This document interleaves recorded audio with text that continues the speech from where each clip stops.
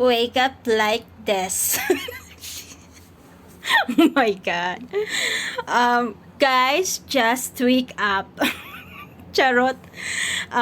Today guys, I'm going to cook fried rice for me and my alaga. But before that, maghilamos muna ako para ang dumi-dumi ng mukha ko. Charot. Bye muna. See you later. Okay, ito na yung ingredients ko guys for fried rice. Mixed vegetable, shrimp, na-marinate ko na. Yung chicken, na-marinate ko na rin. Yung vegetable, ikakat ko na lang to mamaya. Then, ito, garlic. At saka dapat sana may ginger, kaya ayaw ng alaga ko yung lasa ng ginger. Kaya wag na nating lagyan. Napansin nyo guys, konti-konti lang yung ingredients ko kasi dalawa lang kakamay kakain. Okay?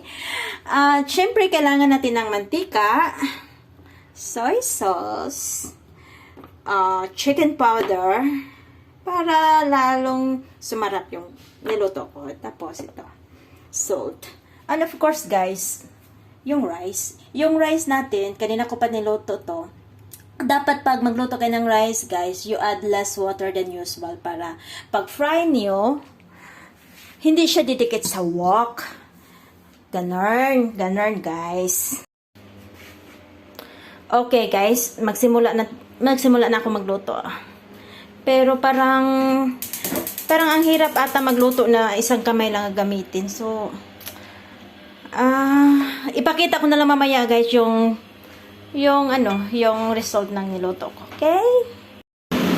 So, lalagay ko na lahat. Mix. Ang sarap nito. Ang sarap nito, guys.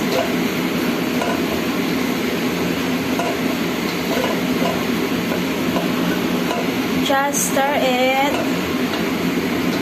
Ihalo lahat.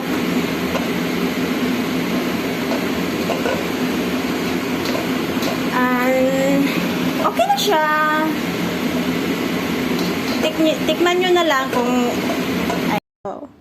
okay, this is my finished product.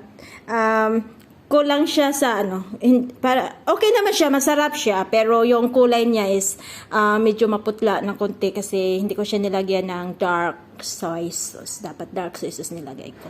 Konting dark soy sauce. So, pero okay naman. It's yummy. Is it yummy, Jenny? Really? Yeah, guys. Jenny says it's yummy. Yummy on my tummy. Guys, ito pala yung niluto ko. Malapit nang maubos. Muntik nang maubos. Masarap kasi. Sobrang sarap. Anyway, thank you for watching. This is my sister's vlog, not mine. So, see you in her next vlog.